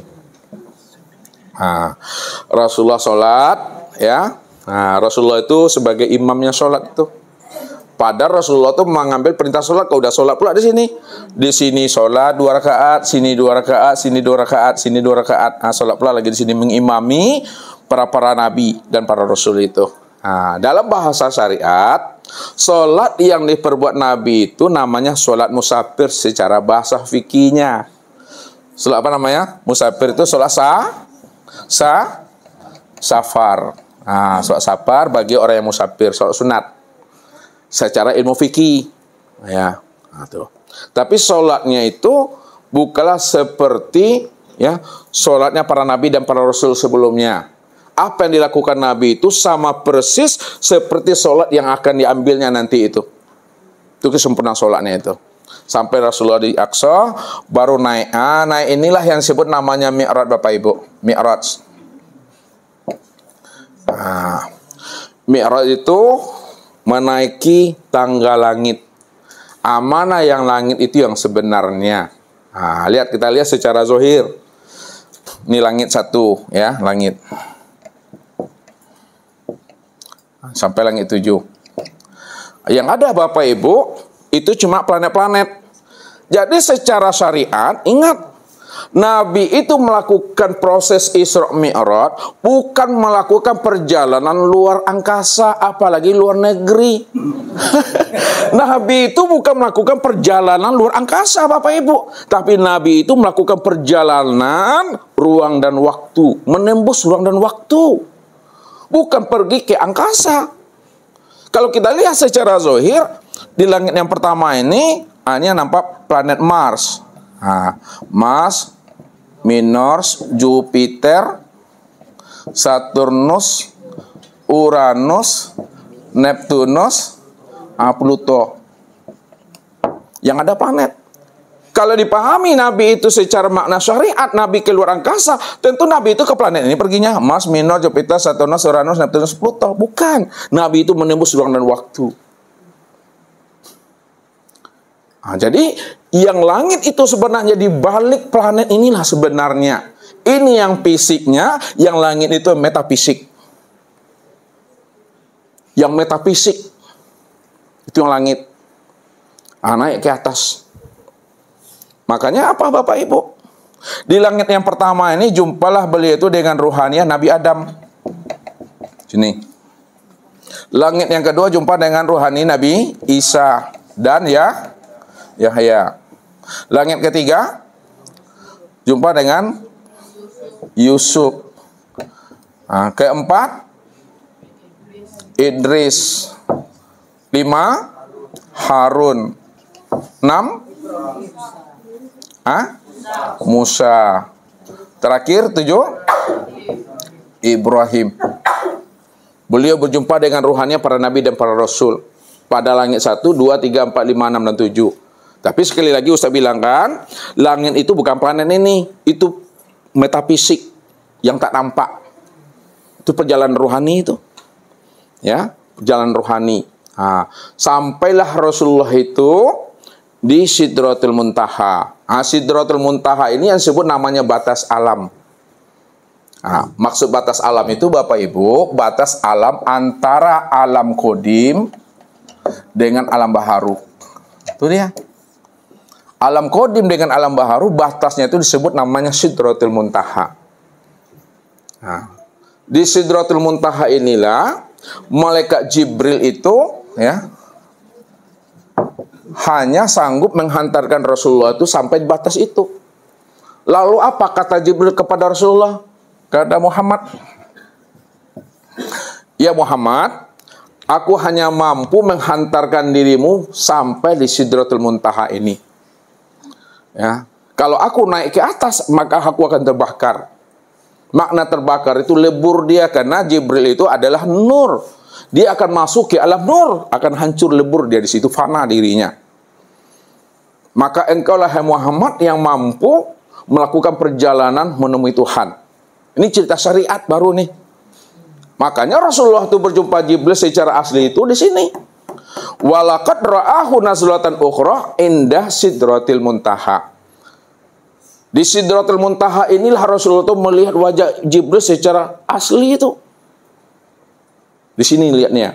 Ketika itu kata Allah, isya'sa sidrata maya'sa. Ketika itu Sidratul Muntaha itu ditutupi oleh awan. Namun jaraknya Rasulullah dengan Jibril itu sejauh 2 busur anak panah. Ya, Qobah Kausaini. Ya, Qobah Kausaini au adna, atau lebih dekat lagi perjalanannya. Kemudian Jibril tinggal di sini sebagai seorang mursyid. Tinggal beliau di sini. Lalu Rasulullah naik ke atas. Naik ke atas Bapak Ibu. Langit keberapa tuh?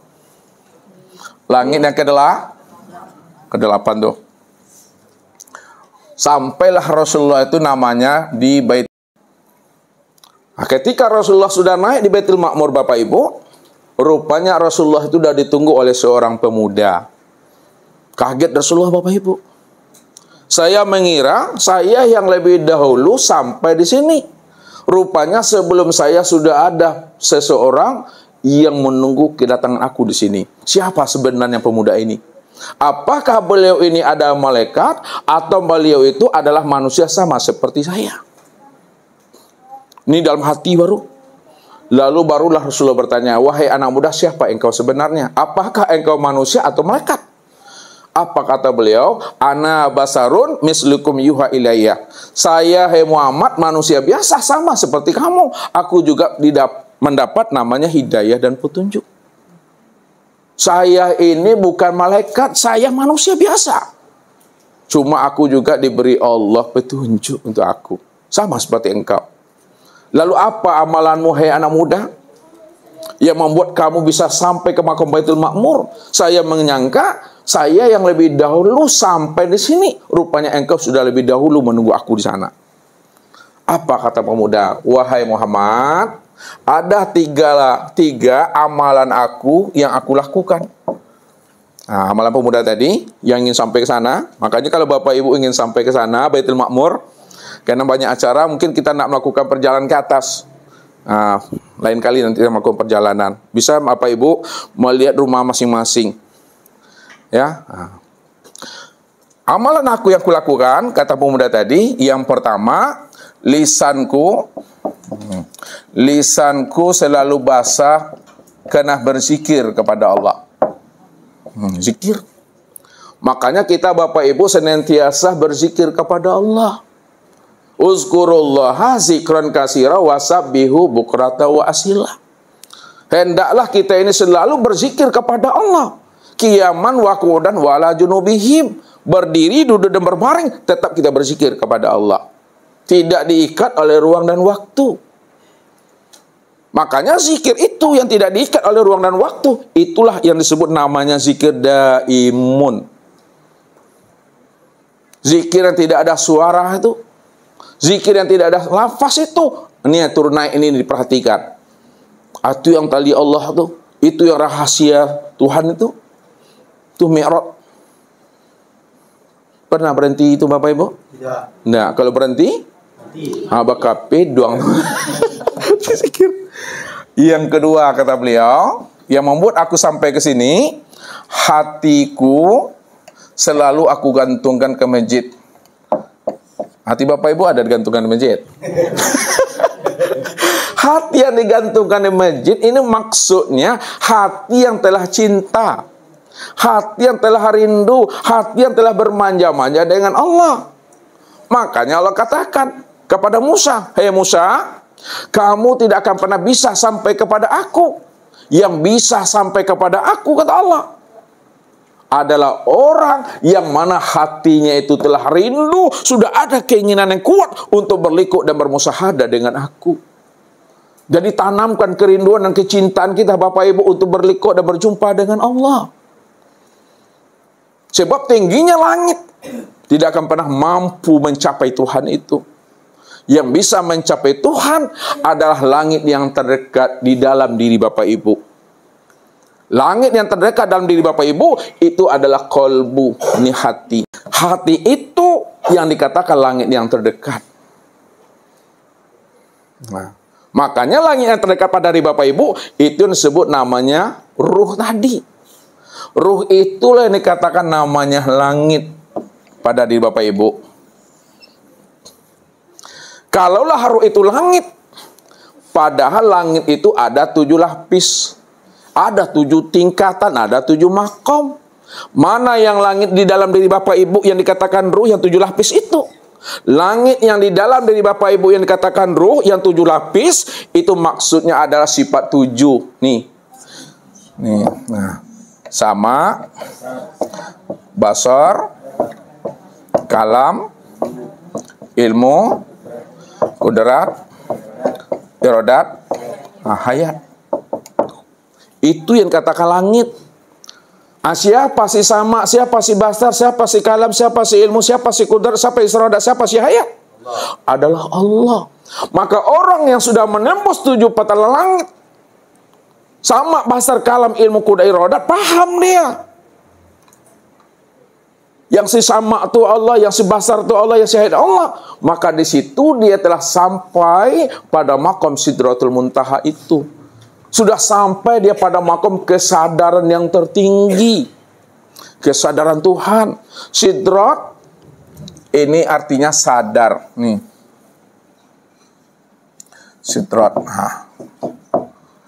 Muntaha. Artinya muntaha itu penghabisan, selesai atau puncak. Kesadaran yang tertinggi, kesadaran yang sudah di puncak. Kalau secara syariat tempat, pahamilah makna secara hakikat, bukan tempat.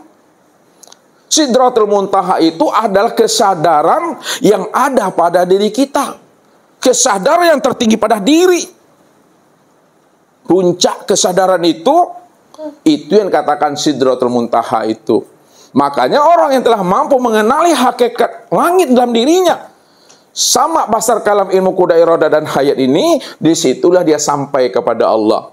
Karena yang sama itu Allah, yang hayat itu Allah. Maka ini adalah simbolis, inilah kias. Ini adalah iktibar bagi diri kita yang ingin sampai kepada Tuhan. Jadi yang sampai kepada Allah itu Bapak Ibu bukan tubuh. Ya, bukan tubuh, tapi itu adalah ruhaniyah. Makanya Isra ini kalau dibukakan maknanya, bahwa Isra ini yang disebut namanya perjalanan Islam, namanya Bapak Ibu. Ini perjalanan Islam. Islam itu perjalanan syariat. Mi'raj ini disebut namanya perjalanan iman. Ini disebut namanya torikat. Torikat itu perjalanan iman Bapak Ibu.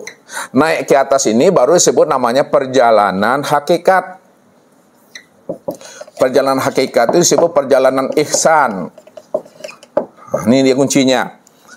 Islam, iman, ihsan. Ihsan itulah perjalanan hakikat itu. Makanya Nabi berjumpa dengan pemuda. Yang kedua, amalannya itu berzikir selalu kepada Allah. Dan yang ketiga, apa kata beliau? Aku tidak pernah durhaka kepada mondekku. Mondek atau mondek? Ayah, ibu, orang tua, ya. Tidak pernah dia durhaka kepada ayah bundanya. Nih. Setelah Rasulullah mendapatkan wejangan, fatwa dan nasihat, ya, bagaimana dia bisa sampai kepada makom Baitul Ma'mur, maka Rasulullah pun naik ke atas. Naik ke atas, sampailah Rasulullah itu Bapak Ibu namanya di Al-Mala'il A'la. Mala'il A'la. Dari Mala'il A'la ini, terus Rasulullah naiknya ke Rafraf. Tembuslah ke Rafraf. Di Rafraf itulah Rasulullah itu baru berdialog dengan Allah. Ini proses syariat nih. Berdialog dengan Allah. Apa yang pertama kali diucapkan oleh Rasulullah tuh? At-tahiyatul mubarakatus salawatut thayyibatulillah. Apa jawaban Allah? Assalamu alayka warahmatullahi wabarakatuh. Apa kata Nabi? Assalamu alayna wa ala ibadillahi sholihin itu. Berjumpa Rasulullah nih. Tapi apakah Rasulullah berjumpa dengan Allah itu seperti menemui ayah, menemui ibu, menemui teman sahabat? Tidak Bapak Ibu. Jadi Rasulullah itu menemui Allah itu di situ, bukan kita seperti menemui ayah bunda kita. Nabi sampai di situ dilihatnya Allah nggak ada. Dipandangnya di depan, pandangnya belakang, pandang kiri kanan, tak nampak Allah tuh. Tapi ketika dia memandang kepada dirinya, disitulah Rasulullah itu paham dan sadar, rupanya bertatap wajah, memandang Allah itu dalam satu wujud, satu rupa, dan dalam satu rahasia. Pada diri sendiri. Itulah kesadaran itu yang disebut kesadaran yang tinggi. Kesadaran yang putus. Kesadaran yang sudah sampai kepada puncaknya. Itu maksudnya. Jadi memandang kepada diri Bapak Ibu. Bukan keluar diri memandangnya kepada diri. Kenapa? Karena beliau cuma yang seorang yang sendiri sampai di sana. Ini yang disebut namanya Sidratul Muntaha, itu makomnya. Makom ke atas. Jadi apa yang didapatkan Rasulullah itu? Pertama Rasulullah itu adalah liqa kan?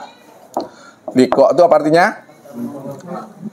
Ya, bertatap wajah, bertemu. Hakikat liqa musyahadah.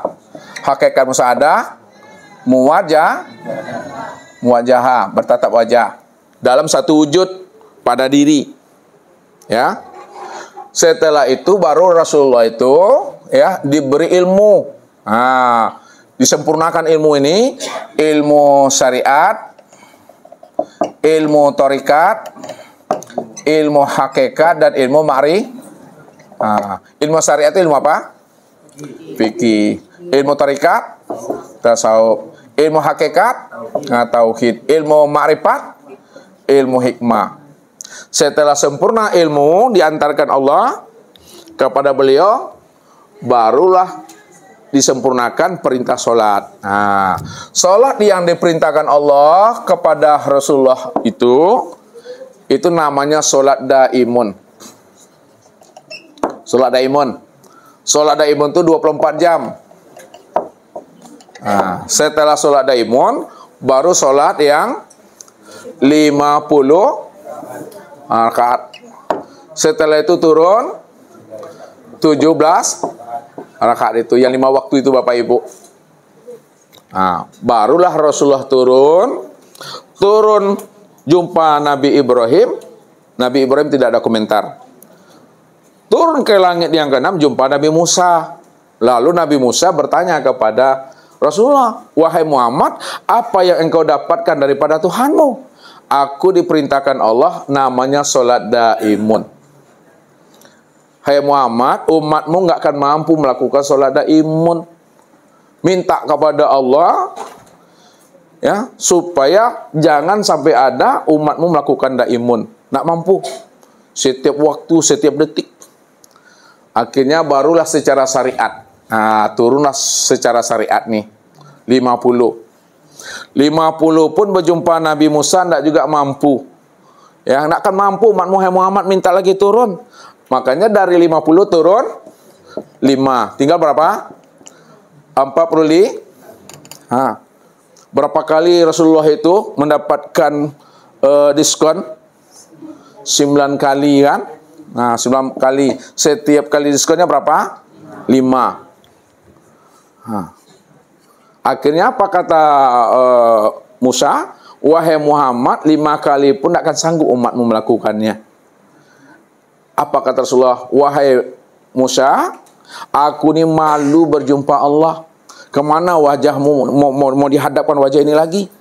Ya, dari daimun sampai 50 sampai 17 5 kali sehari semalam. Aku tidak mau lagi minta kepada Allah. Aku akan laksanakan ini dengan umatku." Rupanya apa yang disampaikan oleh Nabi Musa, ada enggak umatnya Rasulullah itu tidak sanggup mengerjakan yang 5 kali sehari semalam tuh? Tuh dia. Ini makna secara syariatnya. Makna hakikatnya 5 kali ini dan yang 9 kali kemana kita memandangnya Bapak Ibu? Ya, 5 kali turun itu, lihat takbir Allahu Akbar. 1.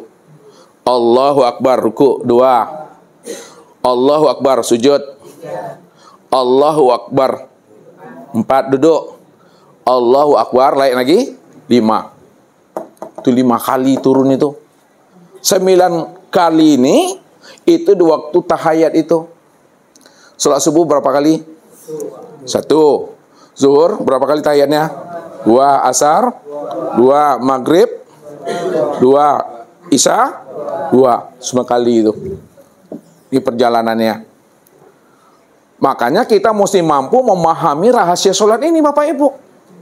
Ya, kenapa sholat itu ya 5 waktu? Kenapa sholat itu ada yang 2 rakaat, ada yang 3 rakaat, ada yang 4 rakaat? Ya, karena sholat yang dikerjakan oleh Rasulullah itu ya, itu adalah kesempurnaan sholat-sholat yang dilakukan oleh Nabi Rasul sebelum beliau. Nabi Adam, ya, Nabi Musa, Nabi Isa, Nabi Ibrahim, Nabi Nuh, sempurna itu oleh Rasulullah. Makanya sholatnya itu ada berdiri. Nih lihat, kita buka sini. Berdiri, ruku, sujud, dan duduk. Berdiri ini sholat Nabi Adam. Ruku ini sholat Nabi Isa. Sujud, ini sholat Nabi Ibrahim.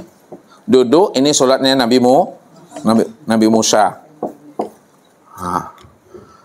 Ya, ini kenapa berdiri, kenapa ruku, kenapa sujud? Ini kesempurnaan sholat-sholat yang dilakukan oleh Nabi Adam, Nabi Musa, Nabi Ibrahim, dan Nabi Isa ini.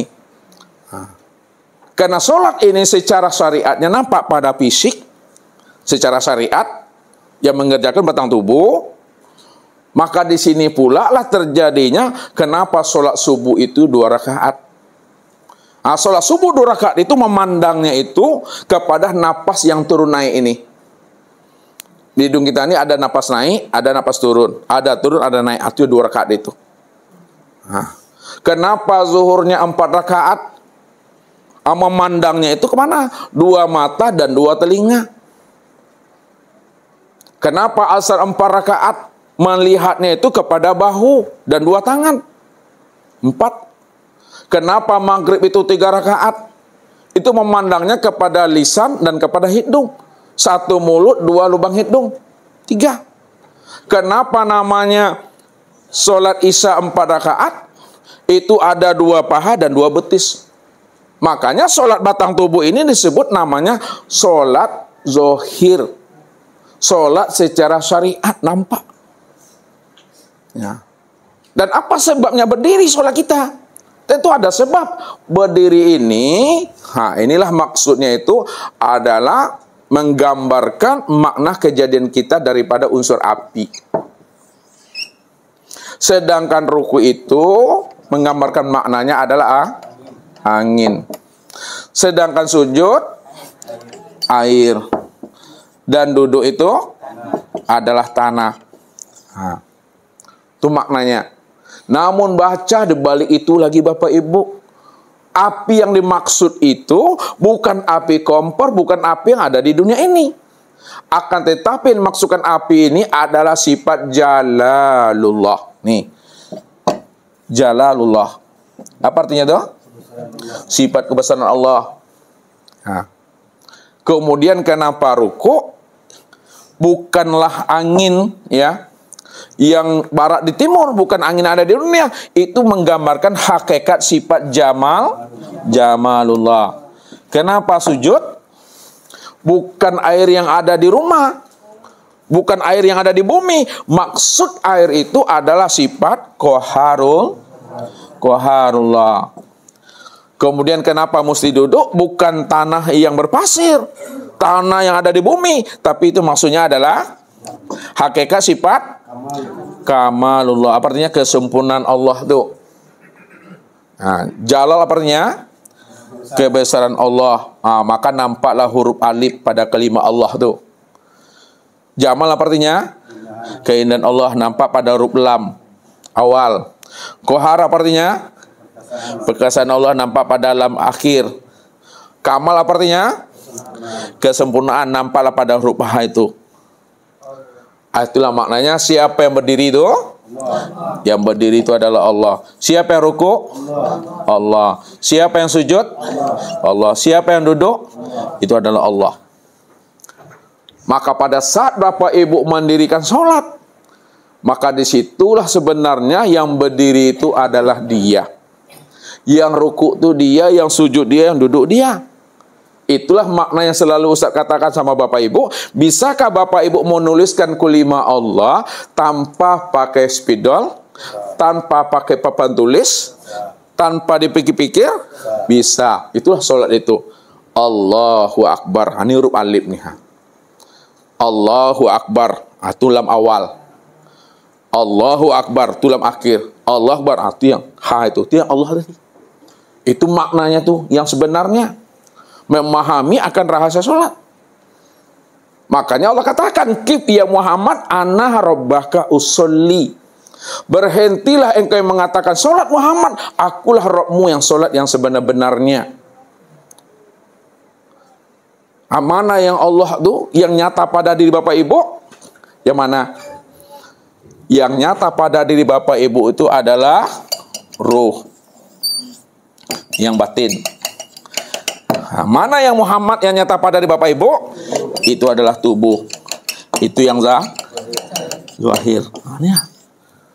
Tubuh inilah yang bernama Muhammad. Ruh itu yang bernama Allah tuh. Nah, sedangkan Allah dengan Muhammad itu esa. Allahu ruhun wa Muhammadun jasadun. Allah itu batin nyata pada ruh, Muhammad itu zahir nyata pada tubuh. Berarti Allah dan Muhammad itu esa. Kalau dipahami tubuh dengan ruh, bisakah tubuh ini takbir, ruku, sujud Bapak Ibu kalau tidak ada ruh? Tidak bisa. Jadi tubuh itu bisa berdiri, bisa ruku, sujud, itu kena ruh. Tubuh inilah yang makmum, ruh itulah yang imam yang sebenar-benarnya. Bukan engkau hai tubuh yang sholat, yang ruku, yang sujud. Aku yang sebenarnya yang ruh itu. Itu mesti memahami Bapak Ibu rahasia-rahasia sholat itu. Ya. Jadi secara fisik nampak di tubuh. Nah, kesimpulan ke sini.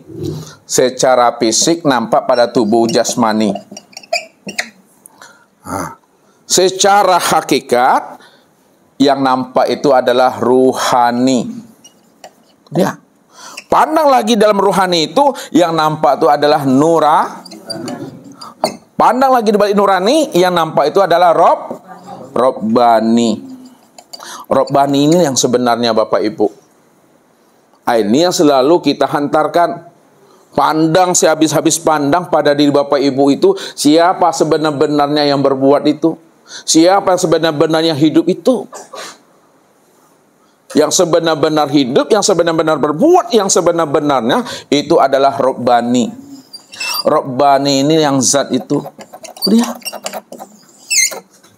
Itu yang Allah katakan, wa fi anfusikum afala tubsirun. Aku ini telah wujud dan nyata pada dirimu. Kenapa tidak kamu pikirkan, kata Allah. Itu rahasianya Bapak Ibu. Jadi kalau Bapak Ibu memahami ya peristiwa Isra Mi'raj ini, ya, banyak rahasia yang ada di dalamnya. Jadi peristiwa Isra dan Mi'raj itu, ini yang Ustadz buat di dalam suatu kelima Khotamun Nubuwah. Itu gambarnya di mana tuh? Diturunkan? Khotam Nubuwah itu. Ini rahasianya. Jadi Bapak Ibu pahami ini, 3 alam ini, Baitul Ma'mur, Malail A'lah, dan Raf-Raf. Lihat kalau kita buka ini, Baitul Ma'mur inilah asal daripada tubuh insani kita Bapak Ibu. Asal tubuh. Jadi tubuh insani kita asalnya dari Baitul Ma'mur nih. Jadi kalau kita meninggal, pulangnya ke Baitul Ma'mur tuh. Tubuhnya. Kemudian Al-Malail A'la, ini asal kejadian ruh. Jadi ruh kita itu asalnya dari Al-Malail A'la tuh. Pulangnya ke situ. Sedangkan Raf-Raf ini adalah asal kejadian hati ruhani. Balik ke sini. Jadi Baitul Ma'mur, Malail A'la, dan Raf-Raf inilah yang disebut namanya alam lahud, alam Tuhan atau alam nazarullah. Ini dia. Atau namanya alam Robbani, atau namanya alam lahud, alam ketuhanan. Itu dia. Itu asalnya. Seluruh ilmu juga turunnya dari sini.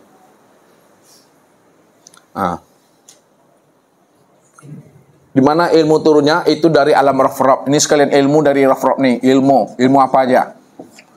Sedangkan secara seluruh hukum apa yang Bapak Ibu pelajari, semuanya itu berasal dari Al-Malail A'la. Ini hukum. Sedangkan seluruh harta benda, yang benda-benda yang itu berasal daripada Baitul Ma'mur. Ini bahasanya ilmu yang mengatur hukum yang mengatur harta benda. Itu urutannya. Kalau kita di dunia terbalik. Apa yang mengatur? Harta benda. Yang mengatur hukum yang mengatur itu maju tak gentar tuh. Kalau dibuka pahamnya begitu urutannya nih. Jadi kita mesti kembali lagi ke sini. Untuk kembali di sini Bapak Ibu, mesti dengan diri yang bersih, mesti diri yang fitrah. Ini dia maksudnya sini. Bersihkan ini, fitrahkan dulu. Sebab kalau tidak fitrah, tak bisa tubuh yang zahir ini Bapak Ibu untuk masuk namanya ke alam ruhani, tidak bisa. Yang bisa sampai ke alam ruhani itu adalah fitrah yang batin, menemui yang batin. Ya, yang gaib bertemu yang gaib, yang suci yang bertemu suci. Ya, makanya kita mesti bersihkan diri kita supaya kita sampai nanti di sana. Tapi sampainya Bapak Ibu jangan keluar diri. Sampainya itu pada diri. Ya. Pada diri menemui Allah itu. Makanya ketika Rasulullah ditanya oleh Umar, "Wahai Rasulullah, apakah engkau Isra Mi'raj itu berjumpa Allah?" "Na'am, ra'aitullah nuran." Benar, aku Mi'raj itu berjumpa Allah. Allah yang aku temui itu adalah nur. Maka nur itu maknanya apa? Nur nih? Nur itu jangan diartikan cahaya Bapak Ibu. Tapi makna nur itu adalah terang. Terang itu maknanya? Jelas. Jelas itu apa? Nyata. Nyata itu apa? wujud. Jadi segala yang wujud, yang nyata, yang jelas, yang terang itu adalah nur. Siapa nur itu? Nur itu rahasia Allah. Nur itu rahasia Allah. Sekarang nur itu rahasia Allah itu sudah betul-betul nyata. Sudah betul-betul wujud. Rupanya disebut dengan insan tuh dia. Inilah orang yang berjumpa Allah itu satu wujud dalam satu rahasia. Al-insanu siri wa anasir rahu. Al-insanu nafsi wa ana nafsuhu. Insan itu rahasiaku dan aku rahasianya. Insan itu adalah aku, akulah sebenarnya insan itu. Barulah kita inni wajahtu wajahiyya itu Bapak Ibu. Aku hadapkan wajahku kepada wajahnya. Mana yang wajah Allah itu? Ini wajah Allah tuh dari ujung rambut sampai ujung kaki, ini wajah Allah tuh. Jadi memandang wajah Allah kemana mandangnya? Diri itu siapa di Bapak Ibu?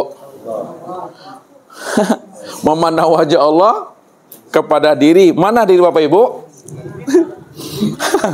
Lihat ilmunya. Lihat memandang wajah Allah nih. Lihat memandang wajah Allah itu kepada itu satu tuh. Mana yang diri Bapak Ibu? Yang diri Bapak Ibu itulah yang disebut namanya dengan Muhammad. Siapa Muhammad itu? Muhammad itu adalah dirinya Allah. Itu maksudnya itu. Jadi siapa yang sudah memandang diri, udah sama dia memandang Muhammad. Siapa yang sudah memandang Muhammad, udah sama memandang Allah. Rupanya memandang Allah itu pada Muhammad. Muhammad itulah wujudnya Allah tuh. Muhammad itu zahirnya Allah. Muhammad itulah kenyataan Allah. Muhammad itu tubuhnya Allah. Muhammad itu sifatnya Allah. Allah itu zatnya Muhammad. Allah itu ruhnya Muhammad itu. Dua atau satu tuh? Satu. Jadi Muhammad itu berjumpa Tuhannya dalam satu wujud. Dalam satu rahasia. Dirinya juga di sana. Jadi Allah lah yang memandang dan menyaksikan dirinya sendiri Bapak Ibu. Kalau kita ambil pahamnya di makrifat ini. Kalau pahamnya di hakikat, itu adalah Muhammad.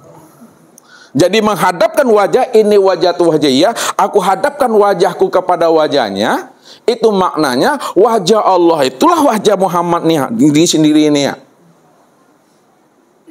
Jadi ketika Bapak Ibu sudah memandang wajah sendiri, sudah sama menghadapkan wajah kepada Allah. Karena wajah Allah itulah wajah Bapak Ibu yang sebenar-benarnya. Baru asik di situ. Kemudian esahkan dia. Itu kesimpulannya. Kalau udah diesahkan, berarti nikmati. Jangan memandang-mandang wajah juga lagi. Karena ini semuanya. Ya makanya Mak Wo bisa nengok wajah sendiri. Enggak. Itulah tandanya Mak Wo ado loh. Yang ada siapa? Allah yang ada. Lalu Mak Wo siapa? Mak Wo itu nama rahasia dari Allah. Yang wujudnya adalah insan tadi. Insan adalah rahasia Allah. Kalau insan itu rahasia Allah, maka Mak Wo itu nama rahasia Allah yang nyata pada insan. Itu memahaminya. Ya, jadi Mak Wo itu nama rahasia Allah itu yang nyata pada insan. Ini pada diri sendiri. Mungkin itu Bapak Ibu proses perjalanan Isra dan Mi'raj. Sekarang Bapak Ibu lakukan masing-masing. Wajib kita bermi'raj setiap harinya tuh. Ya. Jadi yang dikatakan mi'raj itu sudah berjumpa, sudah menyaksikan Allah pada diri. Maka sempurnakanlah rukun Islam itu dalam satu paket. Nah, ini kesimpulannya. Rukun Islam pertama apa? Halo? Syahadat. Nah. Yang kedua, sholat. 3, puasa. 4, zakat. Terakhir, haji. Jadi mesti satu paket nih Bapak Ibu. Syahadat itu artinya apa?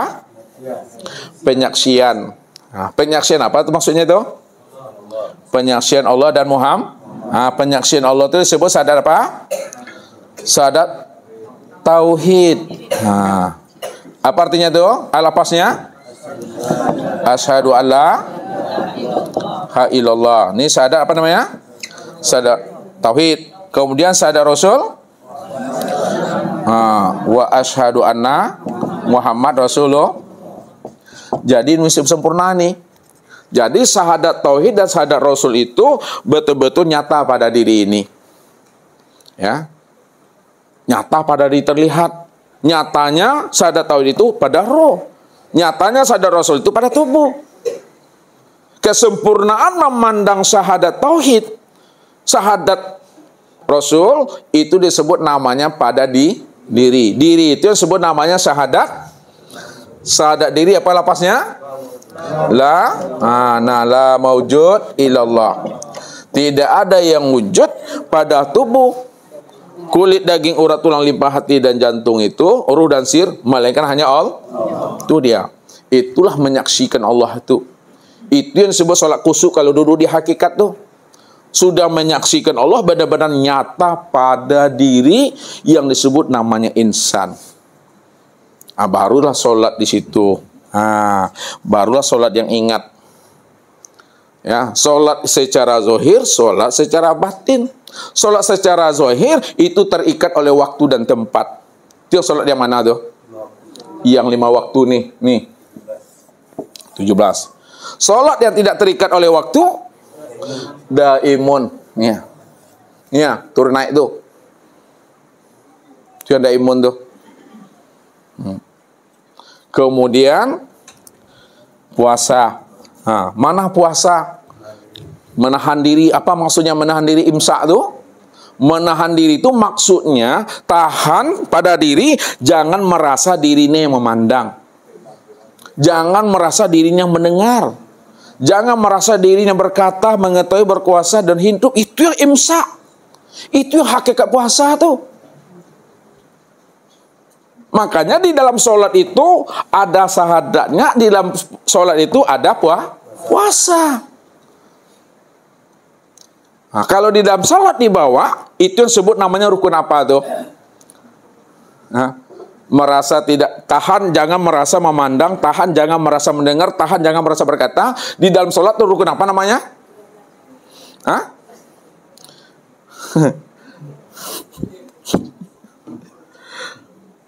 Di mana letaknya tuh? Rukun sholat ada berapa? 13 nih pecahnya. Rukun apa pertama? Halo. Udah capek aku, Ada rukun niat. Yang pertama itu namanya rukun kolbi. Yang kedua namanya rukun kauli. Yang terakhir rukun fi'li. Siapa yang nggak tahu tuh sholatnya benar tapi nggak sah? Siapa yang nggak tahu sholatnya benar tapi nggak sah? Sholatnya benar sesuai dengan syarat dan rukunnya tapi tidak sah, tak mengenal yang sebenarnya. Makanya berdiri tegak betul tuh mesti duduk pahamnya. Kolbi ini ada berapa? Kolbi 2. Kemudian kauli. Hitung-hitung lah. Apa dulu? Kauli itu apa artinya? Perkataan. Pertama takbiratul apa lagi? Ngomong lah. Al-Fatihah. Apa lagi? Malu aku. Sahadat. Kauli ucapan sahadat. Kemudian 4. Halo. Salawat. Yang terakhir? Salam. Berapa tuh? 5 tuh. Kurangin lagi tuh. Fi'li berapa? 6. Yang mana yang 6 tuh coba? Tapi ucapan tuh. Apa yang fi'li itu perbuatan, yang mana yang perbuatan? Berdiri. Tegak betul. Ini berdiri namanya. Tegak betul tuh itikot. Siapa yang sebenar-benar berdiri itu? Tuh. Apalagi habis berdiri? Ruku. Apalagi? Langsung sujud. Apa lagi? Iktidal. Apa lagi? Sujud, habis sujud. Habis duduk antara dua sujud. Duduk akhir apa namanya? Tahiyat akhir. Tahiyat akhir itu ada apa namanya itu? Istilahnya tahiyat akhir itu. Duduk apa namanya? Kalau bapak ibu duduk tapi diduduki tumit nih, apa namanya itu? Ada duduk yang diduduki itu tumit nih, Duduk apa namanya itu? Asailah. Duduk apa? Iftiros namanya. Bukan Bu Ros ya, iftiros. Tuh duduk ini diduduknya. Itu dilakukan di tasawuf apa tuh? Tasawuf awal tuh. Tasawuf awal. Kemudian ketika tasawuf akhir duduk apa namanya? Tawaduk. Tidak ada duduk tawaduk, tidak ada. Pinggul apa pinggul maknanya? Pinggul. Tawaduk juga. Tawaruk. Tawaruk tuh pantat ini. Tuh tawaruk. Tuh. Lalu mana yang tersembunyi di dalam rukun 13 tuh? Yang tersembunyi di dalam rukun 13 itu disebut namanya tumak nina. Tuh dia tuh hakikatnya tuh. Tumak nina itu heningkan hati pikiran itu Bapak Ibu. Kalau sudah hening akal pikir hati dan rasa, siapa yang bergerak tuh, siapa yang ruku, siapa yang sujud, itulah Allah tuh. Itu yang dikatakan berdiri tegak betul tuh. Tahu kita yang berdiri itu siapa, sadar kita yang ruku itu siapa, mengerti kita yang sujud itu siapa, paham kita duduk itu siapa. Itu yang tumak nina di dalam sholat itu. Itu yang mesti dipahami. Jadi bukan asal-asalan sholat kita, udah betul-betul paham, sempurna itu, putus ilmunya. Ya, inilah kesempurnaannya Bapak Ibu ya, tentang rahasia sholat kita itu. Ya. Itu saja, mungkin Ustaz dah capek pula kayaknya nih. Depannya aku Ya, itu saja, mudah-mudahan Allah berikan kita kemudahan dan kepahaman dengan anugerahnya, sehingga kita bisa bermi'raj setiap waktu dan setiap saatnya itu di dalam kita hidup di alam dunia ini sebelum habisnya usia umur kita ini. Dan ini wajib wajib berisra mi'raj, karena Nabi sudah mencontohkannya kepada Bapak Ibu dan kepada kita ini. Itu saja. Billahi taufiq wal hidayah. Wassalamualaikum warahmatullahi wabarakatuh.